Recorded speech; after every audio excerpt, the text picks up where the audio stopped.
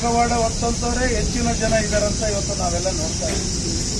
ಅಂಥವ್ರ ಮಧ್ಯನೂ ಒಂದು ಸಹೋದರಿ ದಿಗ್ವಿಜಯದಿಂದ ಫೇಸ್ ಮಾಡಿ ಇವತ್ತು 50-60 ಜನ ಮಕ್ಕಳನ್ನ ಇವತ್ತು ಸಾಕ್ತಿದಾರಂತಂದ್ರೆ ನಿಜವಾಗಿಯೂ ಅದೊಂದು ದೊಡ್ಡ ಮಟ್ಟದ ಸಾಧನೆ ಅಂತ ಈ ಸಂದರ್ಭದಲ್ಲಿ ಹೇಳ್ತಾ ಅವರಿಗೆ ಈ ಸಂದರ್ಭದಲ್ಲಿ ಹೃದಯಪೂರ್ವಕವಾಗಿ ಕೃತಜ್ಞತೆ ಸಲ್ಲಿಸ್ತಾ ಇದ್ದೀವಿ.